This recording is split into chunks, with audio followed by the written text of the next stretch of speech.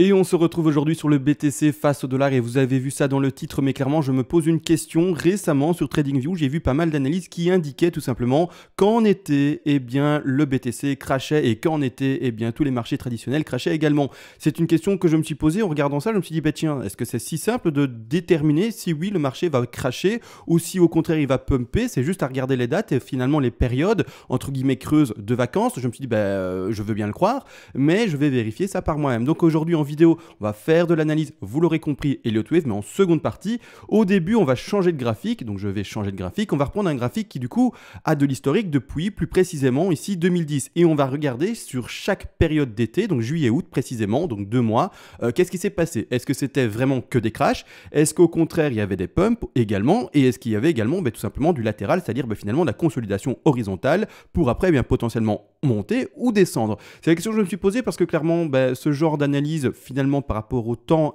clairement, commence de plus en plus à être fréquente et clairement, en fait, il y a une direction prise et vous allez voir que c'est plutôt faussé. Je vais vous donner le résultat que eux donnent, je vais vous donner après mon résultat et vous verrez qu'il est complètement différent. Malgré tout, avant de commencer tout ceci, vous le savez, on fait une toute petite intro.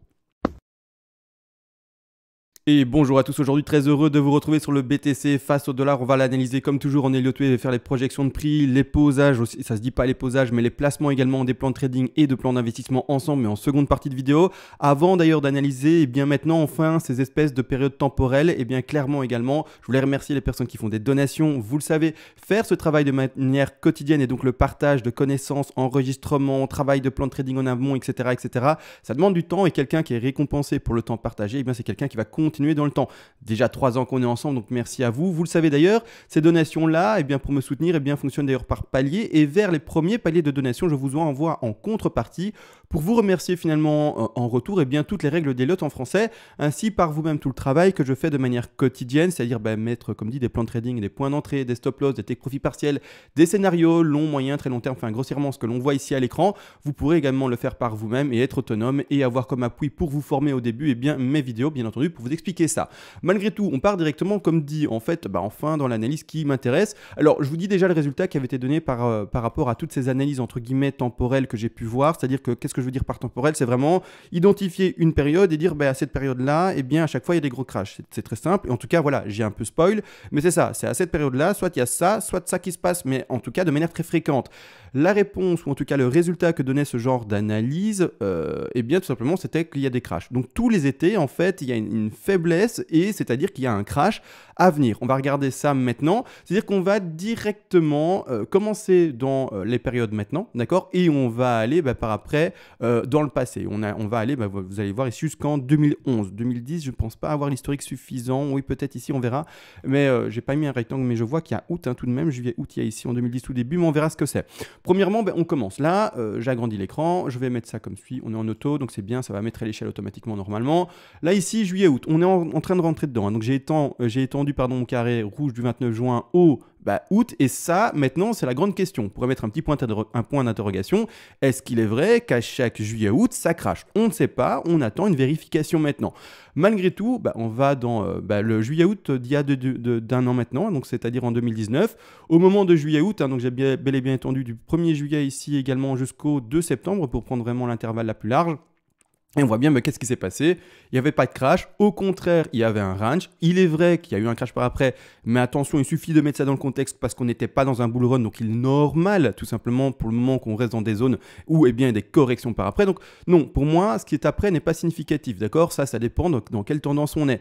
Moi, ce que je vois quand les gens font des analyses temporelles, entre guillemets, c'est qu'elles disent on est en juillet-août. Même parfois elles étendent juin, juillet, août, mais peu importe. On est en crash. Moi, qu'est-ce que je vois ici?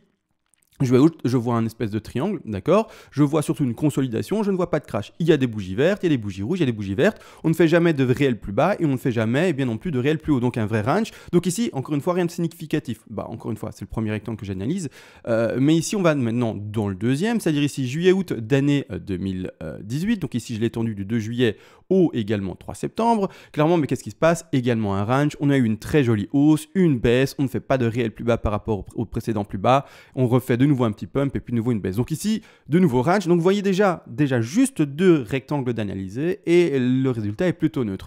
Bon, maintenant, on est maintenant dans une tendance qui est différente. Vous voyez ici, là maintenant à droite, donc ce qu'on connaît maintenant depuis 2 ans, bientôt 3 ans, on est dans une tendance pour le moment qui est bear. Hein, ça se voit, on n'a toujours pas cassé le dernier plus haut. Donc maintenant, c'est normal qu'on ait entre guillemets de la chance. Hein, c'est vraiment avoir de la chance de tomber sur des zones où, au contraire, eh bien, on aurait rencontré plus de bougies rouges. Malgré tout, dans ces deux zones-ci, même si on était dans un marché de crash, hein, marché global de crash, eh bien, c'était du range et pas du crash, malheureusement. Maintenant qu'on est dans une tendance haussière, haussière depuis 2017 jusque, vous le savez très bien, fin 2017, début d'année 2018, la période de juillet-août, qu'est-ce qu'il y a eu? Alors juillet-août de nouveau, hein, je remonte ici, 3 juillet jusqu'au plus précisément 4 septembre, bah, il n'y a eu que du vert. Donc il n'y a que du vert, il y a des bougies rouges d'office, ça ne monte jamais que d'une seule façon et d'une seule manière. Bien entendu, il y a des vendeurs et des acheteurs dans chaque marché, mais de nouveau, rien au contraire qui crache, mais qui monte. Donc vraiment, maintenant, si vous avez vu comme moi ces analyses entre guillemets temporelles qui indiquent que des crashs, ben voilà, hein, il faut comprendre que clairement, pour le moment, ça ne se vérifie toujours pas. Alors, on continue ce résultat-là. Hop, je mets ça maintenant un peu plus à l'échelle. Là, on est toujours dans la phase de pump. Hein. On vient de finir, en fait, précédemment le crash de 2013 jusqu'à la sortie. Jusqu'ici, en fait, on sort du crash vers 2017. 2017, ici, on sort du crash. Là, maintenant, il faut comprendre que, du coup, en fait, dans cette configuration-ci, on a enfin un juillet-août qui, il est vrai, est rouge. Il est rouge. Un premier rouge ici. Tous les autres qui ont déjà été vus, c'est-à-dire 2 de range et 1 pump. Maintenant, on a enfin un premier qui nous indique ici du rouge. On est tout simplement, enfin dans un bon résultat par rapport à ce qu'on a pu voir dans ces analyses temporelles. Par exemple, moi, je l'ai vu sur TradingView, mais je suis sûr qu'il y a également ce genre d'analyse sur d'autres plateformes qui peuvent exister d'analyse. Premièrement, ici, premier crash, observez 1, d'accord? C'est-à-dire un premier, en tout cas, un premier intervalle de temps d'été où ça a crashé. Ici, une seconde ici, on est en 2015, 29 juin jusqu'au plus précisément 31 août. On est également, il est vrai, dans un beau crash en été. Donc ici, on en a seulement un deuxième. Pour le moment, on est face à 3 autres, 2 de range et également, vous l'aurez compris, eh bien, 1 de pump. Donc on est vraiment, pour le moment, seulement à 2 ici de crash. Maintenant, on se retrouve sur l'intervalle du 30 juin au 1er septembre 2014. On se retrouve également en crash, mais ce n'est pas compliqué. Pour moi, ça, c'est de la chance, en fait, que ce soit l'été, donc ça crash.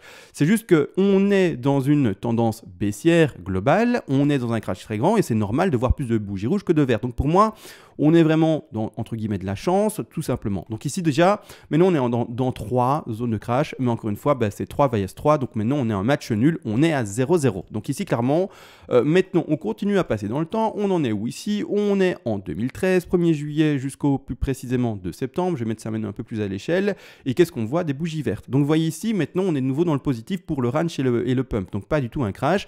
Donc ici on est 3 vs 4, et maintenant par après, on continue à monter ça, bien entendu, je me mets ça à l'échelle. On est maintenant, à l'échelle j'ai dit, voilà, parfait. On est maintenant donc en plus précisément 2012, 2 juillet jusqu'au plus précis 3 septembre. Qu'est-ce qui se passe? Un pump. Alors ici, il est vrai qu'à un moment, vous le voyez ici, il y a une très jolie bougie rouge, mais pour autant, on garde bel et bien la tendance haussière et on ne fait toujours pas de plus bas par rapport au plus bas, et donc c'est pas réellement un crash non plus, d'accord? Il est vrai qu'il y a eu le crash, mais la tendance est restée haussière. Enfin, je veux dire... Voilà, pour moi, ça n'a rien d'une tendance baissière globale. Au contraire, on a commencé bas et on commence plus haut. Donc, on sort finalement de cette zone plus haut que ce qu'on a commencé. Donc, ce n'est pas un crash, d'accord? La tendance, elle a bel et bien fait, que je prenne un petit rectangle, des petites bougies. La tendance, elle a bel et bien commencé ici. Et elle s'est extrait de la date, ou en tout cas de la zone ici. Donc il y a bel et bien un pump en fait, globalement en été. Donc il faut arrêter de me dire que ça crache forcément en été. En tout cas, quand je vois ce genre d'analyse là, moi ça me rend un peu fou parce que du coup, en fait, on voit qu'il y a une direction. Ils font des arrêts sur image sur des bougies, moins 37%, etc. Mais en fait, ils vont par exemple vous prendre cette bougie ici. Par exemple, combien elle fait cette bougie là que je trouve en fait, j'ai toujours du mal parce que je prends jamais ces indicateurs là. Date, peut-être que ça... C'est le bon ou pas? Voilà, c'est le bon par exemple. On fait un moins 49, d'accord? On fait un moins 49. Il est vrai, donc en fait, la personne qui va faire cette analyse-là va dire, voilà, en juillet-août, il y a eu moins 49%, mais elle émet de dire qu'en fait, juillet-août, réellement, en fait, il y a surtout eu, alors si on le met bien, il y a surtout eu, waouh, j'ai eu du mal, ceci en fait, c'est-à-dire surtout un plus 88, d'accord? Vraiment, si vous aviez investi en juillet-août, eh bien vous seriez, sauf si vous investissez vraiment sur le top ici, mais si vous commencez en juillet et que vous sortez en août, bah, vous êtes bénéficiaire en fait. Donc c'est ça que les personnes omettent de dire. Souvent en fait, les analyses de ce genre temporel, en tout cas pour moi, ont une direction et les gens prennent ce qui finalement leur plaît pour pouvoir bien aller dans la direction qu'ils veulent donner. Donc ici, donc pour moi c'est orienté, quoi. C'est un peu comme voilà, les publicités ou des choses comme ça, des sponsoring ou quoi que ce soit, c'est orienté. Il y a un parti pris et voilà. Donc ici, et certains journaux également, enfin bref, vous aurez compris ce que je veux dire. Peu importe, on part ici sur le dernier donc de 2011, on est en 2011, comme dit, on est en juillet. Donc 4 juillet jusqu'au ici plus précisément 29 août, crash. Et là c'est vrai, donc là vraiment crash, c'est-à-dire que on commence ici et on termine la sortie ici. On est bel et bien sur juillet-août, une baisse. Donc là maintenant clairement, par rapport à tout ce qu'on a pu voir, si jamais vous voyez maintenant précédemment ou plus tard tout simplement eh bien des analyses temporelles entre guillemets qui s'appuient sur des dates et qui vous disent pardon ben voilà à telle date et à telle date la plupart du temps ça fait ça ou ça, vraiment prenez le temps d'être beaucoup plus critique et juste ne pas être crédule, de ne pas juste prendre le résultat qui a été orienté et vraiment prendre le graphique, ouvrir le graphique et faire les choses par vous-même. Malheureusement, la plupart des gens font des choses qui sont orientées par rapport à leur appréciation du cours, par rapport à ce qu'ils veulent également lire du cours. Peut-être qu'elles sont extrêmement bear et ne veulent voir que des bougies rouges. Peut-être qu'elles sont extrêmement boules et donc finalement elles vont faire en sorte de voir également finalement que des signes boules et donc que des bougies vertes. Faites attention à ça. Donc finalement le travail ici, c'est pas pour dire bah oui finalement eh bien ça crache tout le temps ou bah oui finalement ça monte. C'est surtout également le côté pédagogique qui vous indique que tout simplement il faut être critique, c'est-à-dire comme quand vous lisez des journaux etc. Voir qui est au-dessus, qui sont les grands patrons de ces journaux-là, qui eh bien finalement rémunère tout ça, qui paye les salaires grossièrement, et c'est qui est derrière. Et pourquoi est-ce qu'il veut vendre ça? Peut-être qu'il y a de la politique bientôt, peut-être que peu importe, vous aurez compris ce que je veux dire, c'est qu'il y a souvent de l'orientation. Donc prenez ce sens critique, prenez l'habitude de faire les choses vous-même, de lire, il est vrai, de la documentation, hein, c'est-à-dire des articles, etc., de prendre ce qu'il est bon de prendre, et si vous voyez un résultat qui vous étonne, et en tout cas sur lequel vous commencez à vous poser des questions, allez vous-même faire l'analyse. Ici, c'est pas difficile comme analyse, tout le monde peut le faire, tout le monde peut ouvrir son écran et regarder qu'est-ce qui se passe en ces périodes-là. On l'a vu, du range, un pump, après ici un petit crash, mais on est dans une tendance baissière donc normale, pump, ici je ne sais plus, enfin bref, il y a de tout, il y a du range, du pump et du crash, grossièrement il y a de tout. Donc pour le moment, moi vous savez d'ailleurs pour mes analyses, je suis plutôt sur un billet baissier, je le rappelle, hein, le premier billet baissier est aux alentours ici des 9 910 000 $, donc ici pour ma part il devrait cracher, mais non pas parce qu'on est en juillet-août, attention, d'accord, attention, je vais pas ce raccourci ici. Et également, si jamais au contraire on devait péter, parce qu'on ne lit pas l'avenir, on ne met que des plans de trading, mais ça on va en parler d'ici 2 minutes, en place, ici clairement la deuxième zone pour moi de short se retrouvera ici aux 12 000. Pourquoi? Parce qu'il y a un gap, etc. là sur les futurs. Mais non pas parce qu'on arrivera peut-être en décembre et qu'en décembre, en fait, c'est la période de je sais pas quoi. D'accord? Il faut comprendre que vraiment, pour ma part, ce genre d'analyse temporelle, j'y fais très peu confiance, ou en tout cas, pour moi, ça n'a pas grande signification. Encore une fois, je rappelle, on s'en fout de penser que ça monte ou ça descend. Tout ce qu'il faut mettre en place, comme ici, hein, par exemple, mon résultat, c'est A, B, et puis ça devrait cracher. Mais en fait, c'est bête, mais on s'en fout que je dessine ça. Qu'est-ce qu'il est important? C'est de mettre un plan de trading par rapport à ça. Moi, c'est par rapport à ces dessins-là que je fais mes plans. Mais du coup, qu'est-ce qui est important? Vous allez me dire, c'est pas le plan, c'est pas les dessins finalement. Ben non, c'est pas les dessins, c'est comment on va gérer son risque management, comment on va rentrer en position, quels risques on peut bien entendu également prendre en compte dans son risque comme expliqué, quel take profit partiel on va mettre en place, etc. etc. C'est la gestion globale qui est importante. Après, comment est-ce que vous arrivez à tel ou tel résultat pour vous dire de shorter ou pas, c'est libre à vous. Vous pouvez utiliser le RSI, les MACD, les moyennes mobiles, les Elliott Wave, les Ishimoku, pardon. Vous pouvez utiliser tous les moyens que vous voulez, d'accord? Moi, je parle Elliott, j'ai de la chance, ça me réussit beaucoup. Maintenant, peu importe, d'accord? C'est très important de le comprendre. Il y a une seule chose qui importe et qui est importante en trading, et bien tout simplement, c'est les plans de trading. Et en investissement également, c'est les plans d'investissement, rien d'autre. Rien d'autre, on met tout de côté, c'est-à-dire que tout de côté, ça veut dire que ça peut nous aider, mais ce n'est pas pour autant qu'il faut s'appuyer dessus à 100% et oublier du coup tout ce qui est risk management, etc. Il n'y a que pour moi le risk management qui compte. Maintenant, on va quand même zoomer là-dessus parce qu'il est vrai, il s'est passé quelques petites choses depuis maintenant quelques jours. Premièrement, et d'ailleurs, j'ai lu des commentaires super pertinents. Pas mal de personnes se sont dit, mais en fait, moi je suis déjà dans un 1, 2, 3, 4, 5, donc je vais pas refaire une rétrospective par rapport rapport à l'analyse d'il y a de ça 2 jours. Vous le savez très bien, on voyait peut-être potentiellement une flat, mais par rapport à ce que ça dessine pour moi, je ne suis plus dans une flat. Maintenant, clairement, en horaire, j'ai dessiné ceci. Et attention, il y a des personnes qui sont en train de tilter. Je vous ai lu dans les commentaires, ne vous inquiétez pas. Et tu vas voir, je vais te dire de quoi maintenant, dans 2 secondes, il dira, ah bah oui, il m'a lu. Clairement, il y a quelqu'un qui m'a écrit et qui a écrit dans les commentaires, ben voilà, en fait, la 3 ne peut jamais être la plus courte. C'est-à-dire qu'on aurait une grande 1, une 5 qui serait plus grande et une 3 qui serait plus courte. La chose, c'est que c'est si on pose notre 4, et donc comme tu l'as posé sûrement, là. Maintenant, je préfère le préciser, donc dans ce cas-ci, c'est pas possible. Hein. On a une 1 entre guillemets longue, on a une 3 qui est très courte et on a une 5 qui est plus longue. Ça n'existe pas. La 3 est toujours la moyenne. Elle n'est jamais la moyenne, la plus longue, mais en tout cas, elle n'est jamais la plus courte. Donc, pour pouvoir voir 5 vagues baissières, on est obligé d'admettre que potentiellement la 4 se termine plus tard. Donc, d'accord. Maintenant, je vais transparent complètement avec vous, je vais temporiser à fond. Pourquoi? Parce que premièrement, je ne vais pas m'amuser et je n'ai pas envie de m'amuser à passer en quart d'heure, en 5 minutes et essayer de décompter tout ceci. Il faut savoir, et ça je l'ai déjà dit, maintenant pour le moment on est en range depuis 2 mois et demi, bientôt 3 mois. Hein, donc je ne plaisante pas, on est en range depuis, je dézoome à fond, je suis en horaire, ça va être... En quart d'heure, ça va être compliqué de tout voir, mais je vais passer en 4 heures ici. On est en range depuis plus précisément que je me rappelle maintenant, les alentours du 8 mai. D'accord? À partir du 8 mai, boum, volatilité, et on reste dans cette zone-là. D'accord? Donc, du 8 mai, donc vraiment, clairement, on approche bientôt les 3 mois. D'accord? On est à 2 mois, mais on approche vraiment pratiquement des 3 mois bientôt. Donc, clairement, il faut comprendre une chose, c'est que maintenant, le quart d'heure, le 5 minutes, pour moi, n'est pas pertinent. D'accord? Il n'est pas pertinent, clairement. Donc, ici, on va repasser d'ailleurs en horaire. Pour moi, il n'est pas pertinent du tout. C'est-à-dire que, clairement, il ne faut pas, à mon sens, et bien, et d'ailleurs, petit pump maintenant, il ne faut pas, à mon sens, pour si vous faites du swing trading en long terme, eh bien, tout simplement, vraiment s'arrêter en du 5 minutes, quart d'heure, etc. Si vous faites du swing trade, ok, là, d'accord, il n'y a pas de souci, vous faites comme vous voulez, etc. Mais du swing, attention, en horaire et voire même en minutes si vous faites du scalping. Mais si vous faites du swing trade, c'est-à-dire plus précisément en journalier, voire en semaine, là, pour moi, il n'y a pas, entre guillemets, de raison de vraiment, bien entendu, s'arrêter là-dessus. Si vous voulez jouer des tout petits rebonds, des petits shorts également, enfin, c'est-à-dire des petites baisses, etc., libre à vous. Mais pour ma part, je ne vais pas m'arrêter sur les toutes petites vagues. Ce qui m'intéresse maintenant, du coup, eh bien, c'est de partir du principe qu'on est potentiellement dans une 2, 3, 4, 5, dans un rebond qui est occupé de s'indiquer maintenant. On va regarder ça ici d'ici quelques secondes d'ailleurs. Et par après, bah, tout simplement, eh bien, pouvoir déterminer si oui ou non, avec ce qui va dessiner plus tard, si oui ou non on casse les 9468 $. Si on les casse, c'est-à-dire que si le pump, imaginons ici, il continue et il pump, bah, c'est que là-dedans, sûr et certain, il n'y avait pas 5 vagues. D'accord? Il n'y avait pas 5 vagues, ou en tout cas, ce n'était pas le début de la baisse. Et il faudra à ce moment-là, potentiellement, reporter la grande 2, si j'arrive à la prendre, qui se retrouve ici plus tard. D'accord? Donc, c'est ça qu'il faut comprendre. Donc, maintenant, clairement, et d'ailleurs, c'est là que je voulais la poser. Donc, je vais remettre ça, bam, comme ça. Voilà, c'est parfait.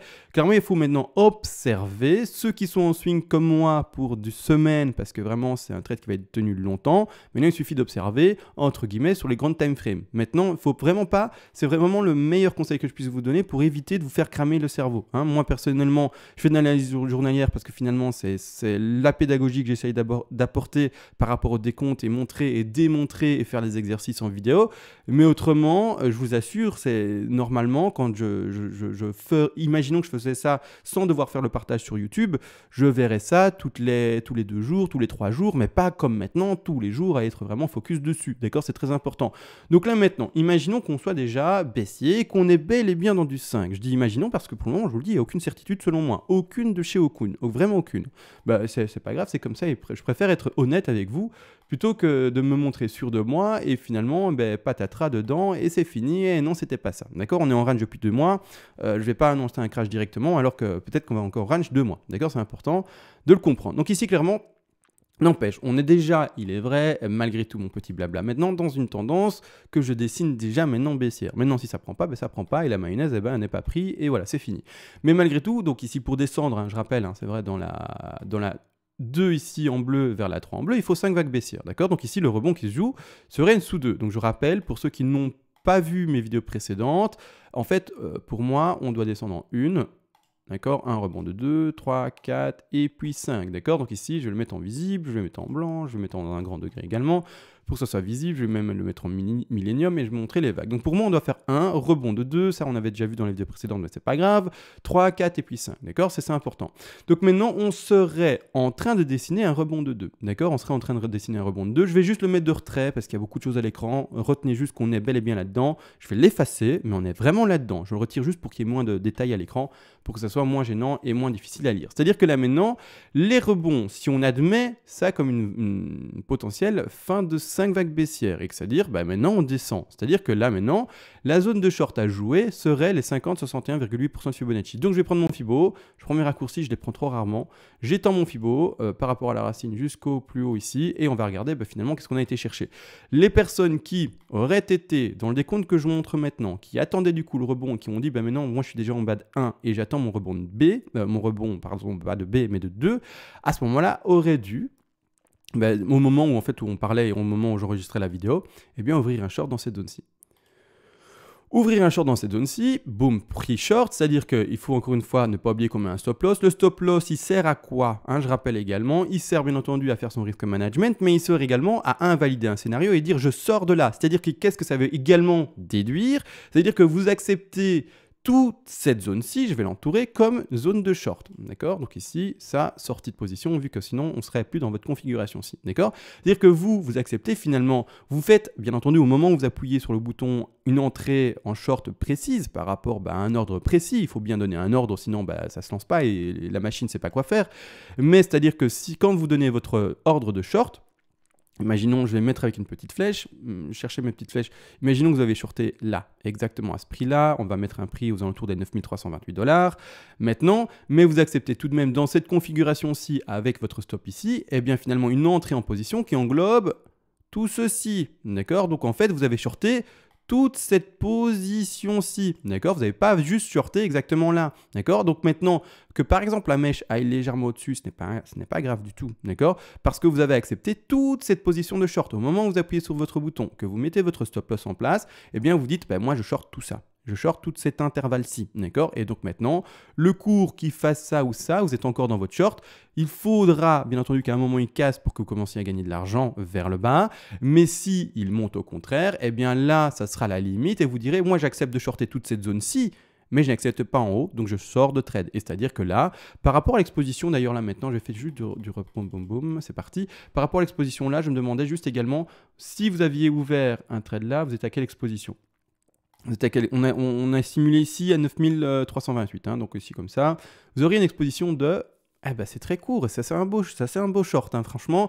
1,51 d'exposition de risque, c'est rien du tout les amis, c'est rien du tout, c'est magnifique, donc clairement c'est rien, c'est propre, c'est nickel. C'est-à-dire que quand je dis ça, c'est qu'il y a un ratio derrière qui est méga important par rapport à notre décompte, bien entendu.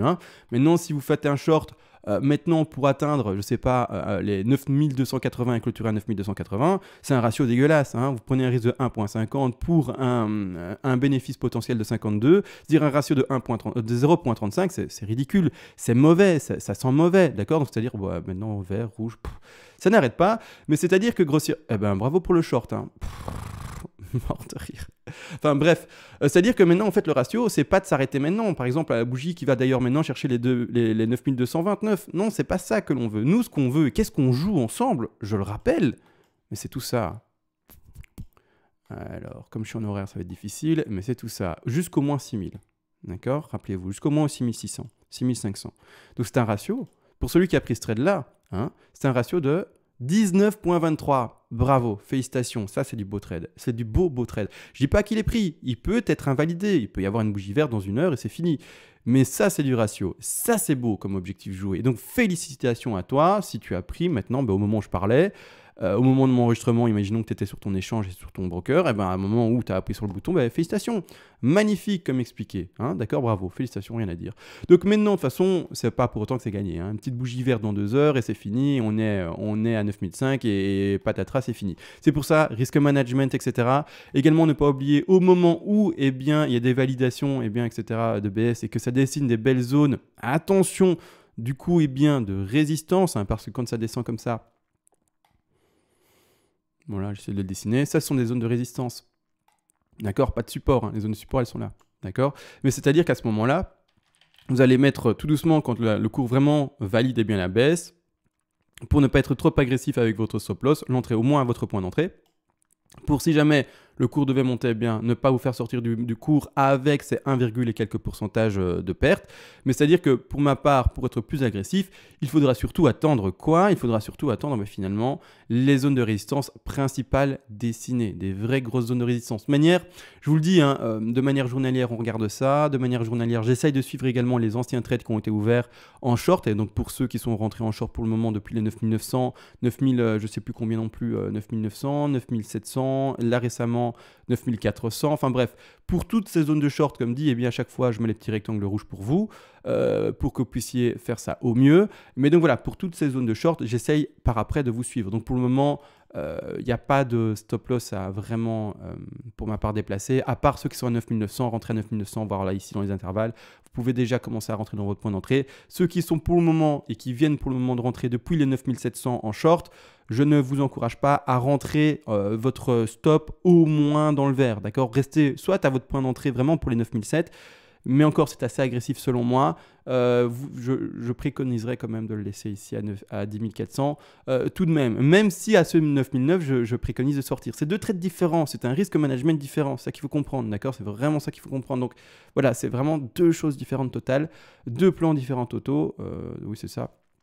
Et bref, bon, chacun sa petite tenue par rapport à quand il est rentré, et donc du coup le risque qu'il peut accepter, d'accord? Et finalement l'agressivité qu'il peut également accepter. Bon, là on a tout vu du coup, c'est-à-dire temporiser les amis, ne vous prenez pas la tête, on vient de voir une petite bougie rouge, après une énorme bougie verte, temporisons, juste également je vais regarder les objectifs de la ABC, voir qu'est-ce que ça a donné. Peut-être qu'on a été chercher un objectif propre, hein, parfait, je sais pas, on va regarder. Vu que c'est en direct, j'ai aucune idée, là je vous le dis, avec vous je vois la bougie verte, la bougie rouge. On a été chercher voilà, les 76,4, pour moi rien ici de significatif réellement. On va juste rechercher, il est vrai, les 50,68 par rapport à la grande 2, mais par rapport à une ABC, rien de significatif. Voilà, on va temporiser. On va vraiment regarder ce que ça dessine, ça peut encore pumper pour ma part. De toute manière, quand vous faites un short, vous acceptez une zone de short comme expliqué il y a ça 2 minutes, et maintenant c'est comme ça, vous êtes dans le train ou pas. D'accord? Donc maintenant, tout a été vu. Pour le moment, on continue à privilégier les zones de short, hein, n'oubliez pas. C'est vraiment ça, on continue à privilégier les zones de short et non pas de long, parce que pour ma part, on est déjà, par rapport à mon travail analytique, rappelez-vous, pas par rapport à ma boule de cristal, comme il est expliqué en début de vidéo, mais on est déjà vraiment dans une tendance baissière. Sur ce, on va réellement se laisser. Je vous souhaite tous un bon dimanche. Moi, je vais profiter de mon après-midi pour aller faire de la promenade dans les bois, comme ça, vous savez tout. Et sur ce, ciao et à demain.